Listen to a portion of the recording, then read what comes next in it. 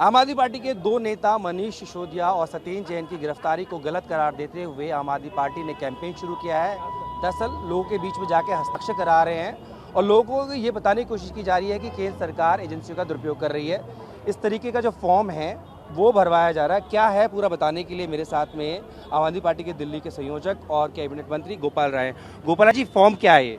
देखिए, ये प्रधानमंत्री जी के नाम जनता की चिट्ठी है, जिस चिट्ठी के माध्यम से दिल्ली के लोग अपनी भावनाओं को प्रधानमंत्री जी तक व्यक्त कर रहे हैं, जिसमें लोगों की एक ही अपील है कि जिस तरह से दिल्ली के अंदर शिक्षा और स्वास्थ्य क्षेत्र में सबसे अच्छा काम करने वाले दोनों मंत्रियों को आपने गिरफ्तार करवाया है, वो ठीक नहीं है। दिल्ली के अंदर जो काम हो रहे हैं उसको होने दीजिए।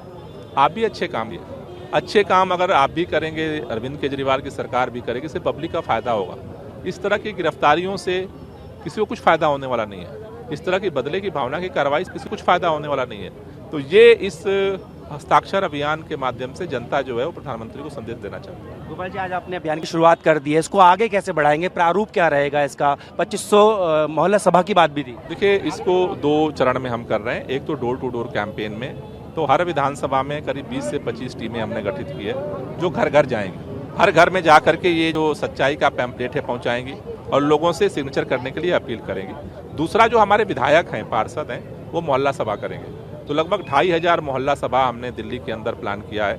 ये पहले चरण में 30 तारीख तक ये चलेगा, उसके बाद उसका रिव्यू करेंगे और फिर अगले चरण की हम लोग रणनीति बनाएंगे। गोपाल जी, एक तरफ आप कह रहे हैं कि मनीष जी की गिरफ्तारी गलत तरीके से हुई है, एजेंसी का दुरुपयोग हो रहा है। दूसरी तरफ दिल्ली भारतीय जनता पार्टी के तमाम जो नेता, उन्होंने राजघाट पे मौन व्रत किया और कहा कि मुख्यमंत्री इस्तीफा दें।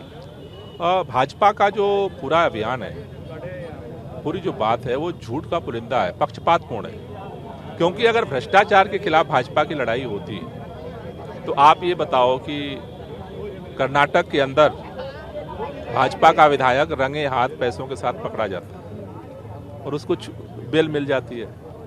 दिल्ली के अंदर मनीष सिसोदिया जी के घर पे छापे मारे गए, बैंक में छापे मारे गए, गांव में छापे मारे गए, रिश्तेदारों के यहाँ छापे मारे गए, सीबीआई ने पूछताछ की, गिरफ्तारी की, रिमांड पर पूछताछ थी, कुछ नहीं मिला और वो जेल में।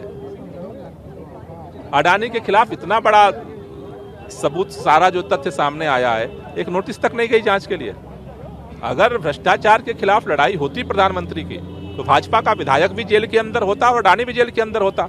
लोगों को लगता कि नहीं, सच की लड़ाई है। लोगों को खुले आंख से दिख रहा है कि अगर भाजपा से, अगर प्रधानमंत्री से किसी की दोस्ती है तो कुछ भी कर सकता है, और जो विपक्ष की पार्टी है उसको आप बिना उसके जो है गिरफ्तार करके परेशान कर रहे हैं। मकसद क्या है?